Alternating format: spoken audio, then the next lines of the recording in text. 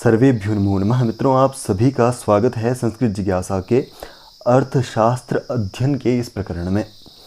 तो हम बात कर रहे थे अर्थशास्त्र के पहले अधिकरण, जो हमारी सभी जो मुख्य परीक्षाएं हैं, यूजीसी नेट, जेआरएफ, सेट या पीजीटी हो या आरटीजीसी हो, उन सभी में जो यह अधिकरण है उससे प्रश्न बनते ही हैं। तो विनयाधिकारिक के हम 10 प्रकरण यानी कि मंत्राधिकरण तक अध्ययन कर चुके हैं। आज के इस भाग में हम 11वें प्रकरण यानी कि दूत प्रणिधि नाम के प्रकरण को इन सभी परीक्षाओं की दृष्टि से देखेंगे। तो चलिए वीडियो को शुरू करते हैं। विद्यारंभं करिष्यामि सिद्धिर्भवतु मे सदा। तो किसी भी देश के लिए जितना महत्व उसका राजा, अमात्य, कोष, दंड या सैन्य बल इत्यादि रखते हैं, उतना ही महत्व उस देश के लिए राजदूत भी रखा करता है। जिसका यदि हम प्रमाण देखें तो हमें महाभारत में, रामायण में इसके प्रमाण दिखते हैं। महाभारत में देखें तो पांडव पक्ष था, उन्होंने श्री कृष्ण जी को शांति दूत बनकर कौरवों के पास भेजा था, और उनकी दशा क्या हुई थी वह सब भी हम जानते ही हैं। उनके साथ उनका अपमान हुआ, उनको बुरा भला कहा गया, जो भी वहाँ पर हुआ, तो वह सभी दूतों के साथ प्राचीन काल में हुआ करता था। इसीलिए उनकी कौन कौन सी सुरक्षाएं होनी चाहिए। इसके अतिरिक्त रामायण में भी श्री रामचंद्र जी ने हनुमान को लंकापुरी में भेजा था दूत बनकर। तो उसकी दशा क्या हो सकती है, उसके प्राणों का भय हो सकता है, या बहुत सारी ऐसी स्थितियां हो सकती है जिससे उस पर खतरे आ सकते हैं। तो ऐसी स्थिति में उसको क्या करना चाहिए, उसके क्या कर्तव्य हैं, यह सभी बातें इसमें रखी गई है। तो प्रकरण की कौन कौन सी बातें हैं, हमारे विचारणीय बिंदु कौन कौन से हैं, उन पर भी चर्चा कर लेता हूँ। दूत के प्रकार कौन कौन से हैं, और दूत को कैसे वहाँ पर जाना है, यह सभी बात, और कैसी भूमि का निरीक्षण करके वहाँ पर पहुँचना है, और कैसे अपनी बात को रखना है, और बात को रखने से पहले हमें क्या क्या सोचना है, कैसे वहाँ पर रहना है, और आसपास हमें वहाँ पर कौन कौन सी जानकारी और भी इकट्ठी करनी है, उन पर भी विचार इस भाग में किया गया है। और यदि वहाँ पर शत्रु देश का राजा उसको रोक लेता है, ऐसी स्थिति में उसको वहाँ पर क्या करना है, कैसे वहाँ से निकलना है, यह सभी बातें इस भाग में की गई है। तो दूत की यदि आधुनिक परिदृश्य से बात करें तो विदेश में किसी देश का नियुक्त किया गया जो प्रतिनिधि होता है उसको हम डिप्लोमेट कहते हैं। वह भी यही कार्य मुख्यतः करता है, परंतु उसका कार्य थोड़ा भिन्न आज के परिदृश्य के अनुसार है। या राजदूत, जिसे हम एम्बेसडर कहते हैं, वह भी जो किसी देश में जाकर जो कोई डील साइन करना हो या क्रय विक्रय इत्यादि मामले हो, रक्षा मामले हो, मुख्यतः जिसको हमारा विदेश मंत्रालय या विदेश मंत्री एस जयशंकर जी संभालते हैं, या वह अपने किसी प्रतिनिधि को भेजकर, जिसे हम राजदूत कहते हैं, वह यह कार्य किया करता है। तो इससे आप समझ सकते हैं कि राजदूत की महत्ता किसी राष्ट्र के लिए, किसी देश के लिए, किसी राज्य के लिए कितनी इम्पोर्टेंट रहती है। तो चलिए देखते हैं कौटिल्य अर्थशास्त्र के विनयाधिकारिक जो पहला अधिकरण है उसका 11वां जो प्रकरण है उसका नाम है दूत प्रणिधि, यानी कि दूत के कर्तव्य, दूत के कार्यों की सीमाएं, और यह अध्याय है 15वां। तो इसमें आगे लिखते हैं उद्धृत मंत्रो दूत प्रणिधि, यानी कि गुप्त मंत्रणा के सुनिश्चित हो जाने पर ही दूत को शत्रु देश की ओर रवाना कर देना चाहिए। तो इससे पहले का अधिकरण था मंत्रणाधिकार, जिसमें मंत्रणा विषयक विचार हमने रखे। और मंत्रणा, प्राचीन काल में किसे दूत कहा जाता था, तो मंत्रणा देने में जो अधिक चतुर व्यक्ति होता था उसे ही दूत के रूप में रखा जाता था। ऐसे ही जब आप मंत्रों को या रहस्यों को गुप्त कर लें, उनकी सुनिश्चितता हो जाए कि हमें वहाँ पर क्या जाकर कहना है, इन सभी के सुरक्षित हो जाने पर ही दूत को शत्रु देश की ओर रवाना कर देना चाहिए। अब वह कितने प्रकार के होते हैं, तो 3 प्रकार के होते हैं। पहला है निसृष्टार्थः, परिमितार्थः, और अंतिम है शासनहरः। तो इनका लक्षण क्या है, तो अमात्य संपदोपेतो निसृष्टार्थः, यानी कि अमात्य के गुण जो हमने अमात्योत्पत्ति या मंत्री पुरोहित नियुक्ति नामक 2 प्रकरणों में जो हमने अध्ययन किए थे, किसके, अमात्य के गुण, उतने ही गुण किसी व्यक्ति में पाए जाएं तो वह उत्तम कोटि का दूत होता है, जिसे निसृष्टार्थ कहा जाता है, जो ही मुख्य दूत का कार्य करता है। पाद गुणहीनः परिमितार्थः, यानी यदि उसमें अमात्य यानी कि चौथे और 5वें प्रकरण में जिन गुणों का हमने विचार किया था, उन गुणों में से यदि 1/4 गुण कम हो तो वह मध्यम कोटि का दूत होता है जिसे परिमितार्थ नाम का दूत कहते हैं। तो इसका मुख्य कार्य क्या है? सहायक मंत्री के रूप में रहना या प्राइवेट सेक्रेटरी के रूप में यह कार्य करता था। अर्धगुणहीनः शासनहरः, और यदि अमात्य के जितने गुण बताए गए हैं उससे आधे गुण जिस व्यक्ति में कम हो, ऐसा व्यक्ति शासनहरः नाम का दूत कहलाता है, जिसका कार्य क्या है? आज्ञा पत्र ले जाना इत्यादि कार्य मात्र उसके होते हैं। मुख्य दूत का कार्य वह नहीं करता है। तो मुख्य दूत का कार्य कौन करता है? निसृष्टार्थ, उससे यदि थोड़े गुण कम हो, जो प्राइवेट सेक्रेटरी के रूप में जाता है उसको हम कहते हैं परिमितार्थ, और जो आज्ञा पत्र इत्यादि के लिए जाने का जिसका कार्य होता है वह शासनहर नाम का तीसरा दूत कहलाता है। अब उसको जाना कैसे है, क्या क्या लेकर जाना है, उस पर यहाँ पर विचार कर रहे हैं कि सुप्रतिविहित यान वाहन पुरुष परिवाप प्रतिष्ठेत, यानी कि उसको जब वह शत्रु देश की ओर संदेश सुनाने को जाए तो उसको क्या करना है? पालकी आदि सवारी के साथ जाना है, घोड़े आदि वाहन उसको लेकर जाने हैं, नौकर चाकर सोने बिछाने आदि की जो सामग्री है वह साथ लेकर जानी है। शासनमेवं वाच्यः परः सवक्षत्वेव तस्येदं प्रतिवाक्यम एवं अतिसंधातव्यम इति अधियानो गच्छेत, यानी कि शत्रु के इस प्रकार से उसके सामने अपने विचारों को रखना है। यानी कि जब वह शत्रु देश के पास अपने विचारों को रखेगा तो किस तरह से उसको अपने विचारों को वहाँ पर रखना है, इसको पहले ही सोच लेना चाहिए।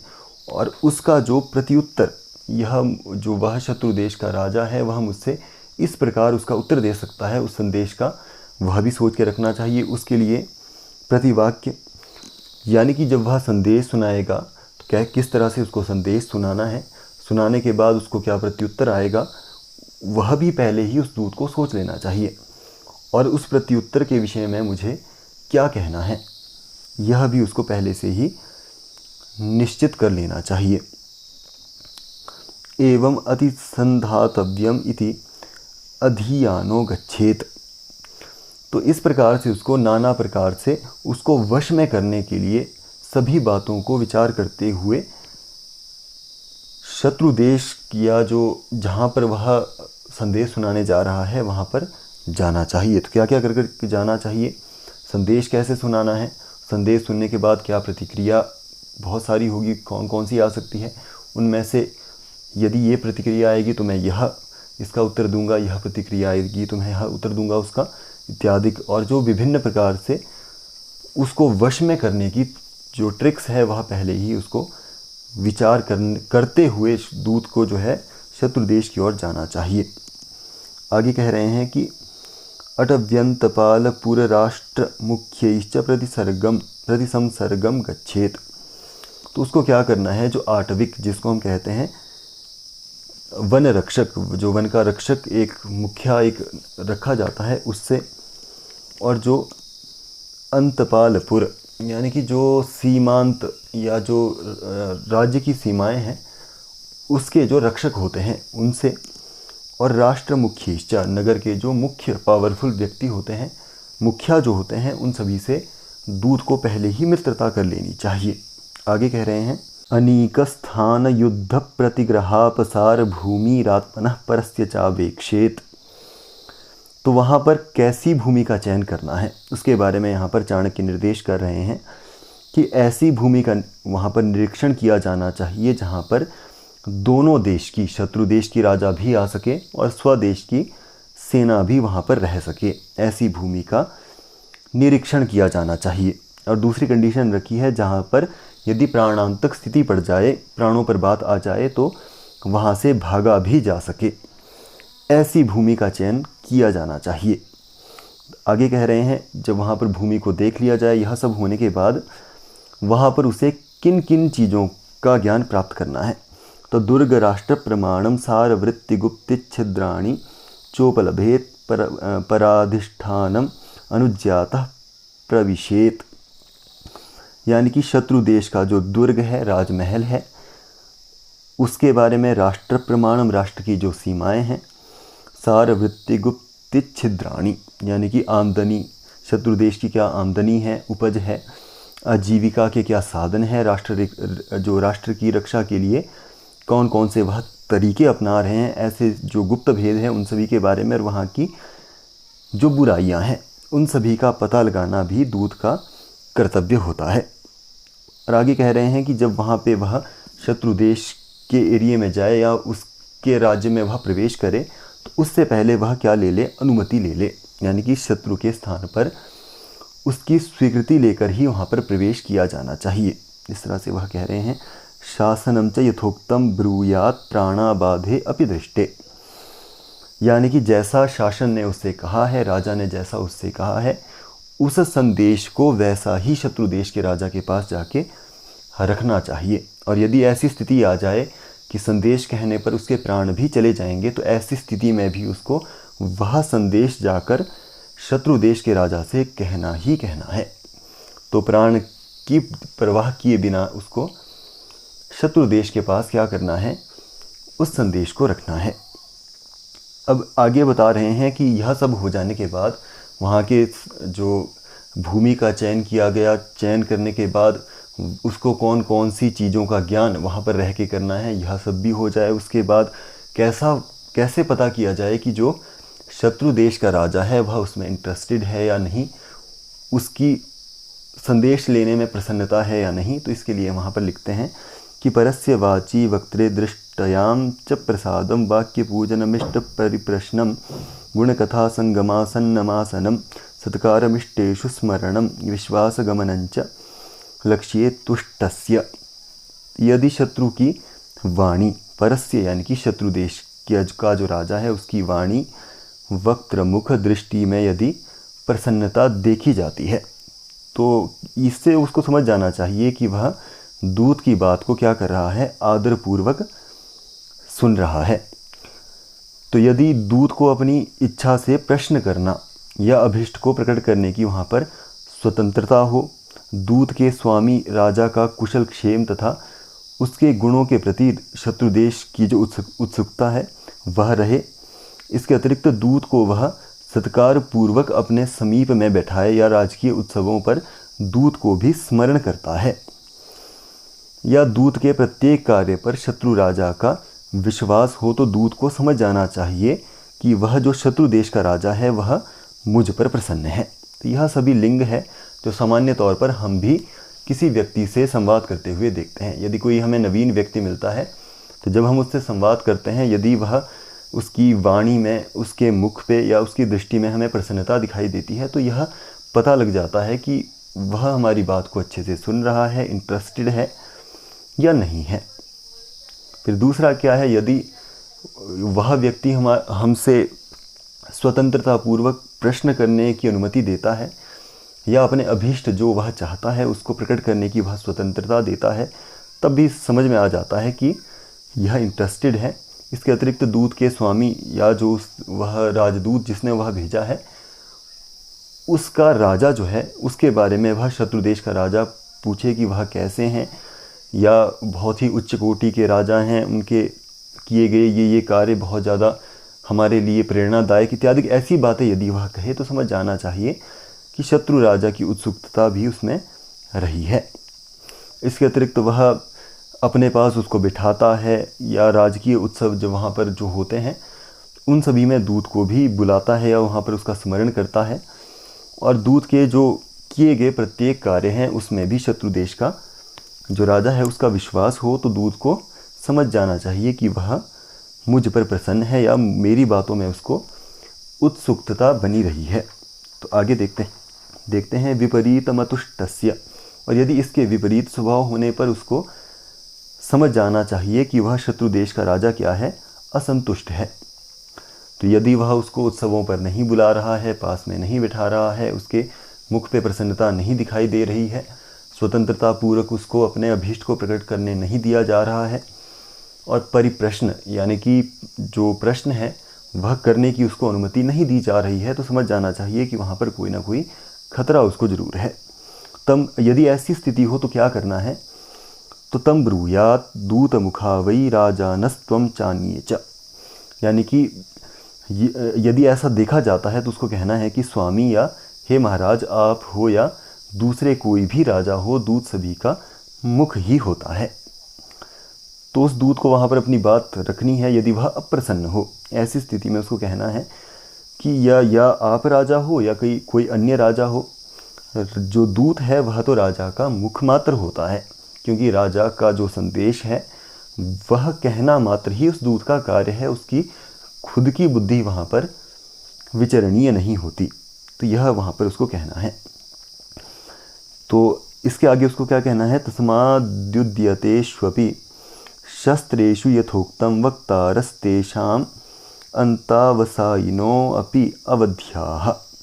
इसीलिए उन्हें वध करने हेतु शस्त्र उठाए जाने पर भी वे दूत ठीक ठीक प्रकार को कहने वाले ही होते हैं।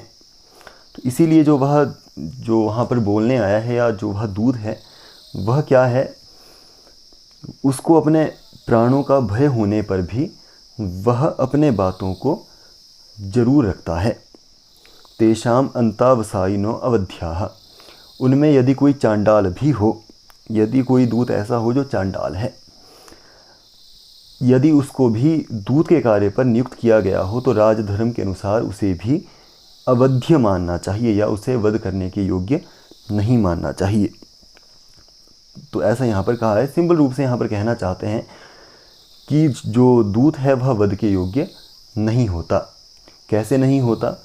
क्योंकि यदि उसके गर्दन पर तलवार भी लटकाई गई हो तब भी वह अपने बात को कहेगा ही कहेगा।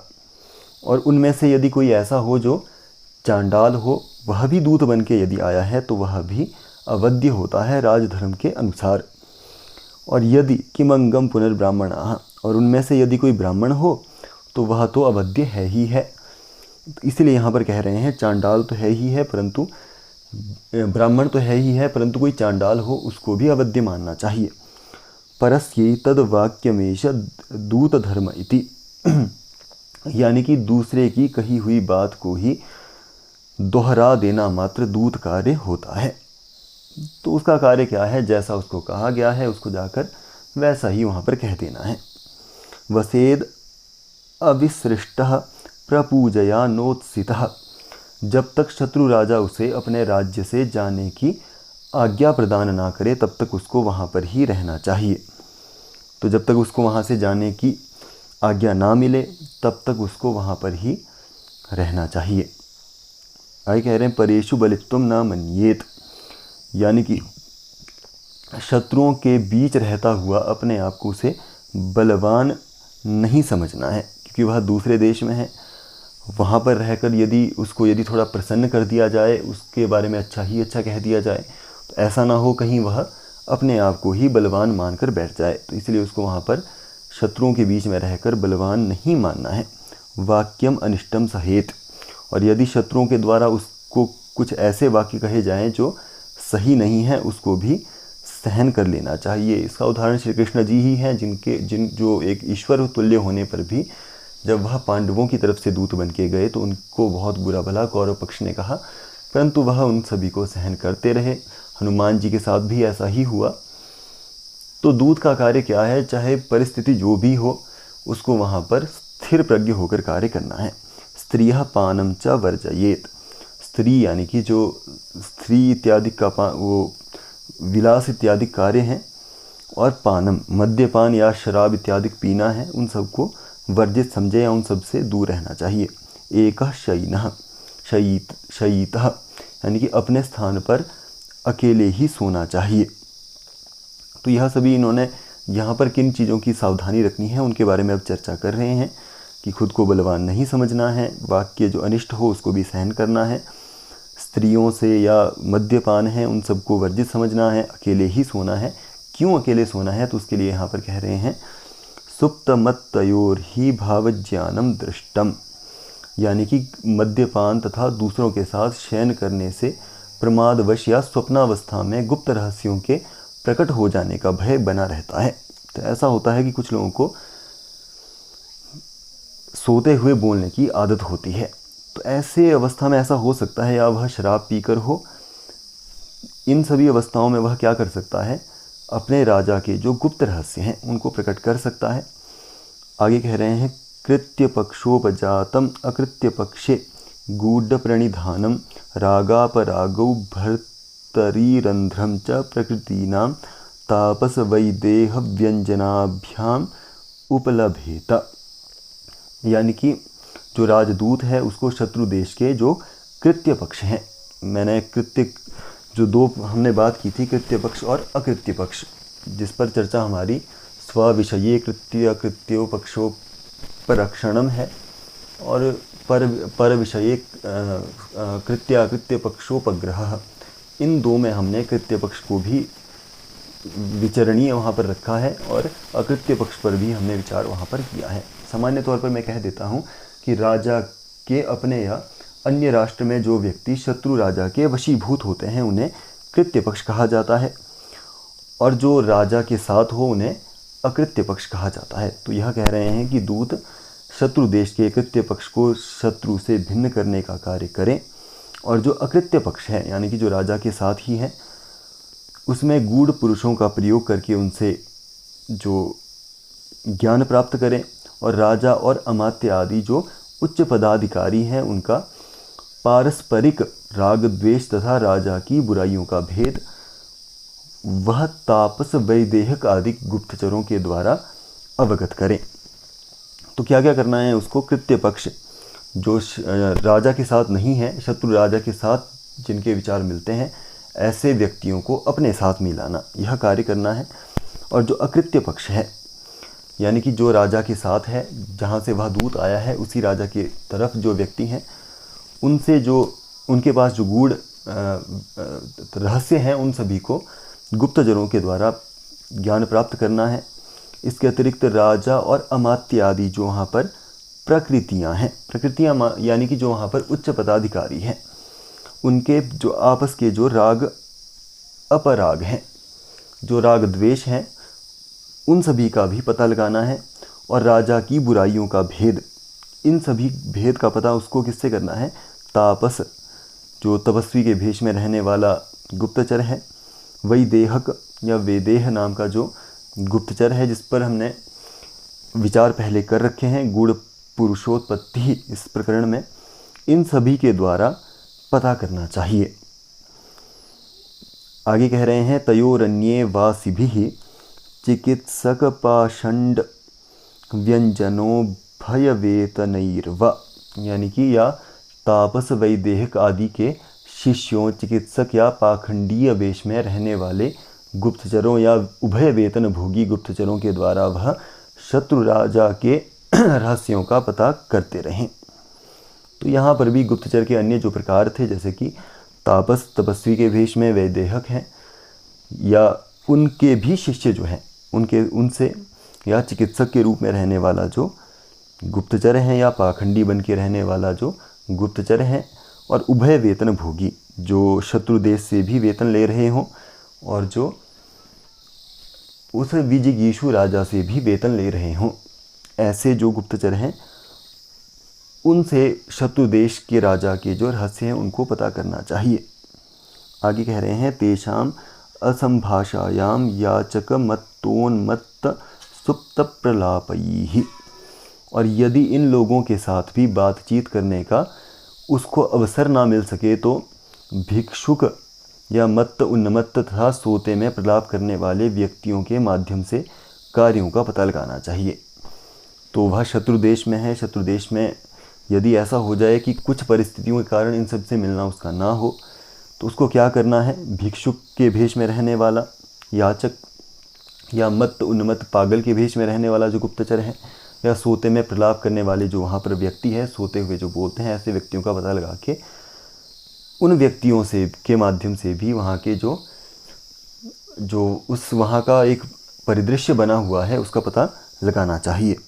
आगे कह रहे हैं कि यदि ये भी ना हो तो पुण्यस्थान देवगृह चित्रलेख्य संज्ञाभिर्वा, और यदि यह भी ना हो सके तो क्या करना है, तो या ऐसा भी ना हो तो नदी तट पर या पवित्र जो तीर्थ स्थल है वहाँ पर देवालयों में घर के चित्रों तथा अन्य लिखित स्रोतों द्वारा भी वहाँ के वृत्तांत का पता लगाना चाहिए। पुण्य स्थानों पर वहाँ से पता करना चाहिए कि यहाँ पर क्या चल रहा है, क्या परिदृश्य है। देवगृह देवालय इत्यादि जो है, या घरों पर बनाए हुए जो वहाँ पर जो चित्र हैं उनसे भी चारम उपलभेत, वहाँ के चारों का, गुप्त रहस्यों का, वृत्तांतों का पता करना चाहिए। उपलब्धस्य उपजापम उपेयात, यानी कि ठीक प्रकार से सूचनाओं का ज्ञान होने पर। आगे कह रहे हैं परेण चोक्तः स्वासाम प्रकृतीनाम परिमाणम चा नाचक्षीत, यानी कि शत्रु राजा के पूछने पर भी अपनी अमात्य आदि जो प्रकृतियां हैं, जो वहाँ पर रहने वाली बड़ी शक्तियां हैं, उनकी ठीक ठीक अवस्थाओं को वहाँ पर नहीं बताना है कि हमारा अमात्य कैसा है या वह कहाँ रहता है इत्यादि जो उसकी अवस्थाएं हैं उनके बारे में नहीं बताना चाहिए। सर्वम वेद भवानीति ब्रूयात, और यदि वह पूछे कि आपके अमात्य कैसे हैं, कहाँ पर हैं वगैरह वगैरह, तो इतना ही कहना चाहिए कि आप तो सब कुछ जानते हैं। भवान इति ब्रूयात वेद सर्वम वेद, कि आप तो सब कुछ जानने वाले हैं, मैं आपको ज़्यादा क्या बता सकूँगा। तो यह कहकर वहाँ पर बात को टाल देना चाहिए। कार्य सिद्धिकरम व, यदि इतने उत्तर से शत्रु राजा असंतुष्ट हो जाए तो ऐसी स्थिति में अपने अमात्य आदि की उतनी ही अवस्था को व्यक्त करें जिससे अपनी कार्य सिद्धि हो सके, मात्र उतना ही बताना है, ज़्यादा वहाँ पर नहीं बताना है। कार्यस्य सिद्धौ उपरुध्यमानः तर्कयेत, यानी कि कार्य सिद्धि हो जाने पर यदि शत्रु राजा दूत को अपने यहाँ ही रोक लेता है, अर्थात स्वदेश गमन की वह अनुमति नहीं देता है, ऐसा होने पर दूत को यह विचार कर लेना चाहिए कि यह मुझे क्यों रोक रहा है। ऐसा तर्क उसको मन में कर लेना चाहिए कि यह रोक तो रहा है, परंतु रोकने के पीछे इसका क्या प्रयोजन है। किम भर्तुर्मे व्यसनमासन्नम पश्यन् स्वं वा व्यसनम प्रतिकर्तु कामः, तो कारण क्या क्या हो सकते हैं। तो पहला तो यह हो सकता है कि वह जो शत्रु देश का राजा है उसको ऐसा कुछ भेद पता है कि जो उस दूत के राजा पर आने वाली विपत्ति है उसके बारे में यह जानता है, यानी कि जो उस दूत का राजा है उस पर कोई ऐसी जो विकट विपत्ति आने वाली है जिसके बारे में शत्रु देश के राजा को पता है, जिस कारण से यह मुझे वापस जाने नहीं दे रहा है।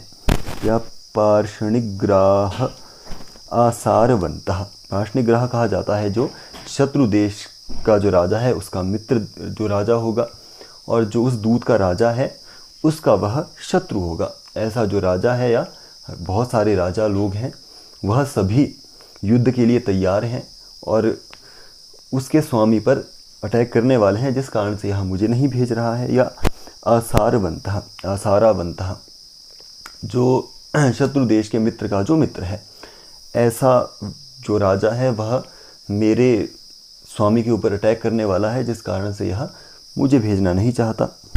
या इसके अतिरिक्त यह मुझे अपने स्वामी से या अमात्य से कुपित करवाने की कोशिश कर रहा है।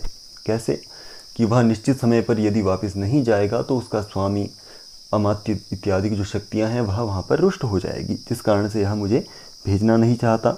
या कोपम आटविकम समुत्थापयितु कामः, या किसी आटविक को लड़ाने के लिए तैयार करना चाहता है, जिस कारण से यह मुझे नहीं भेजना चाहता। या मित्रमाक्रंद वा व्यापादयितु कामः, या कहीं उसकी ऐसी कोई योजना हो कि वह स्वामी राजा के सामने वाला जो मित्र राजा है और जो स्वामी राजा के पृष्ठ अवमुख देश का जो मित्र राजा है, दोनों को मरवाने की चेष्टा कर रहा हो, मित्र के साथ हानि करने की कोशिश कर रहा हो, जिस कारण से यह मुझे वापस नहीं जाने देना चाहता। या स्वं वा परतो विग्रहमन्तः कोपम आटविकम वा प्रतिकर्तुकामः, या ऐसा भी हो सकता है कि दूतों ने अपने ऊपर किए हुए आक्रमण का, या दूतों से जो उसके देश में हुआ हुआ आक्रमण है उसके बारे में उसको पता चल गया हो, जैसे कि कनाडा है या कनाडा जिसको हम कहते हैं, उस देश ने भी हमारे बारे में जो कहा है कि उसका बदला वह ले रहे हैं या कोशिश कर रहे हैं, जिस कारण से संधि को तोड़ेंगे, यह सभी कार्य हुए।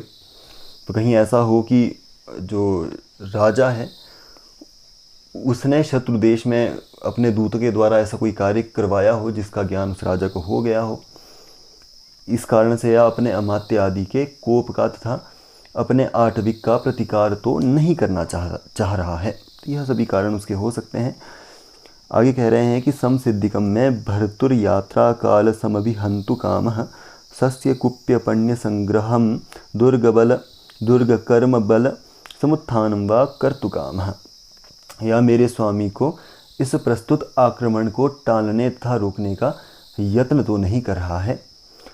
यानी कि शत्रु देश का जो उस दूत का जो स्वामी है वह किसी आक्रमण को करना चाहता है, उसको टालने या रोकने का यत्न वह शत्रु देश का राजा तो नहीं कर रहा है, ऐसा हुआ है। या आगे कह रहे हैं, या उसमें रुकावट तो वह नहीं डालना चाहता है, यह इसका आशय है। या अगले क्या काम हो सकते हैं कि सस्य कुप्य पण्य संग्रहम, यानी कि कहीं वह धन धान्य लोहा तांबा तथा इसी प्रकार की अन्य आवश्यक वस्तुओं का संग्रह मेरे द्वारा तो नहीं करवाना चाहता है। या दुर्ग कर्म, या अपना दुर्ग बनवाना चाहता हो, राजमहल बनवाना चाहता हो, बल सैनिकों की इच्छा रखता हो, या अन्य समुत्थानम, या इसके अतिरिक्त उसमें कोई ऐसा कार्य हो जिस कारण से वह, या बल समुत्थानम यानी कि सैन्य का वह संग्रह मेरे द्वारा तो नहीं करवाना चाहता है, जिस कारण से यह मुझे रोक रहा हो। और क्या कारण हो सकते हैं, तो स्वसैन्यानाम व व्यायाम देश कालावकांक्षमाणः, या ऐसा हो सकता है कि अपनी सेनाओं की शिक्षा का मौका या समय तो नहीं देख रहा है कि मेरे द्वारा मुझे यहाँ रोक के रखे। कोई प्रस्ताव युद्ध का हो सकता है, और युद्ध का प्रस्ताव होगा तो वह वहाँ पर उसको रोक के रखे, अपने सैनिकों को तैयार कर ले युद्ध के लिए, और वह संदेश को वापस जाके ना कह सके। इस काम से यह मुझे रोक रहा हो कि अपने सैनिकों को व्यायाम या शिक्षा प्रदान करने की कांक्षा से यह मुझे तो नहीं रोक रहा है। या परिभ्रव प्रमादाभ्याम व, या किसी प्रकार के तिरस्कार का या सहवास की प्रतीति के कारण तो वह मुझे नहीं रोक रहा है। या तो उसकी प्रीति होगी, या सहवास यहीं पर वास करवाना चाहता है, या कोई तिरस्कार पहले जो किया गया है उसके कारण मुझे रोक रहा हो। या संसर्गानुबंधार्थी व यानी कि या के अर्थ में यहाँ पर हर्ष का प्रयोग है। कहीं ऐसा भी हो सकता है, ऐसा भी हो सकता है, इस तरह से यहाँ पर चाणक्य निर्देश कर रहे हैं। या विवाह आदि किसी संबंध के निमित्त से, या मेरे विषय में किसी प्रकार का दोष उत्पन्न होने के कारण यह मुझे तो नहीं रोक रहा है। या कोई मेरा विवाह करवाना चाह रहा हो इस कारण से, या राजा का विवाह इत्यादि के संबंध में, या मेरे द्वारा ही कोई ऐसी गलती कर दी गई हो जिसके कारण यह मुझे यहाँ पर रोक रहा है। या मामू पर ऋणधीति, या ऐसा हो सकता है मुझे यहाँ पर रोक रहा है। तो अंतिम में इसका कंक्लूजन करते हुए कहते हैं कि इन सभी कारणों से क्या यह मुझे रोक रहा है, इस तरह से।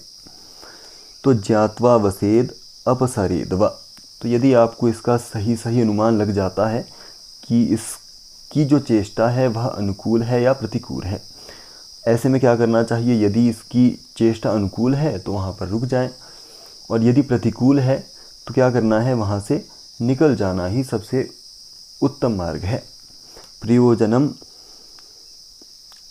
प्रयोजनम इष्टम अवेक्षेत व, यानी कि या अपने स्वामी के किसी अभिष्ट प्रयोजन का विचार करता हुआ शत्रु के नगर में ही रहे, और गुप्तचरों द्वारा अपने समाचार को राजा तक पहुंचाकर राजा के द्वारा ही इन सब बातों का प्रतिकार करवाए। तो सीधी सी बात है कि यदि वह फैसला नहीं कर पा रहा है कि यह मुझे क्यों रोक रहा है, तो ऐसे में क्या करना है उसको।